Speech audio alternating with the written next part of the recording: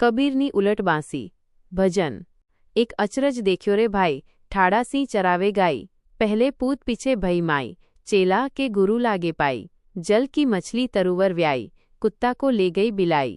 तल का बैल बिथौ ना जाए, मूसा को हस्त मिनाए। कहत कबीर सुनो भाई साधो, जे पद को बूझे सोई पाधो। पंक्तिवार सरल अर्थ। एक अचरज देख्यो रे भाई, ઠાડા સિંહ ચરાવે ગાય। ઉલટો અર્થ, સિંહ ઊભો રહીને ગાય ચરાવે છે। આ અશક્ય છે, કારણ કે સિંહ ગાયને ખાઈ જાય।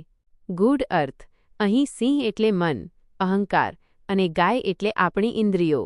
જ્યારે જ્ઞાન પ્રાપ્ત થાય છે, ત્યારે વશમાં થયેલું મન ઇન્દ્રિયોને ખોટા રસ્તે જતી રોકીને તેનું રક્ષણ કરે છે। 2 પહેલે પૂત પીછે ભઈ માય, ચેલા કે ગુરુ લાગે પાઈ।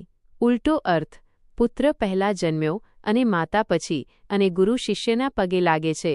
ગૂઢ અર્થ, પુત્ર એટલે જ્ઞાન અને માતા એટલે માયા। જ્યારે જ્ઞાન આવે છે ત્યારે સમજાય છે કે માયા જગત તો પછીથી આવી છે। ગુરુ પરમાત્મા જ્યારે શિષ્યના હૃદયમાં પ્રગટ થાય છે ત્યારે શિષ્ય અને ગુરુનો ભેદ મટી જાય છે। 3 જલ કી મછલી તરુવર વ્યાઈ, કુત્તા કો લે ગઈ બિલાઈ।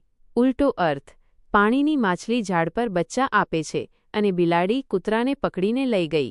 ગૂઢ અર્થ, માછલી એટલે આત્મા, જે સામાન્ય રીતે સંસારના વિષયો પાણીમાં રહે છે, તે જ્યારે યોગ સાધના દ્વારા ઉર્ધ્વગતિ ઝાડ કરે છે ત્યારે તેને પરમાનંદનો અનુભવ થાય છે।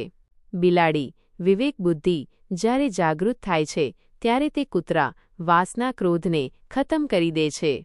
4 તલ કા बैल बिथौ ना जाए, मूसा को हस्त मिनाए।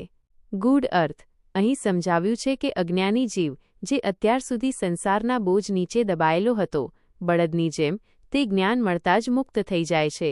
એક નાનો ઉંદર, જીવાત્મા હાથી, માયા અજ્ઞાનને હરાવી દે છે। નિષ્કર્ષ, કબીર સાહેબ આ ભજન દ્વારા કહેવા માંગે છે કે જ્યારે મનુષ્યની અંદર આધ્યાત્મિક જાગૃતિ આવે છે ત્યારે તેની આખી દુનિયા જોવાની દ્રષ્ટિ બદલાઈ જાય છે। જે વસ્તુઓ પહેલાં અશક્ય લાગતી હતી, જેમ કે મનને કાબૂમાં કરવું, તે જ્ઞાન દ્વારા શક્ય બને છે।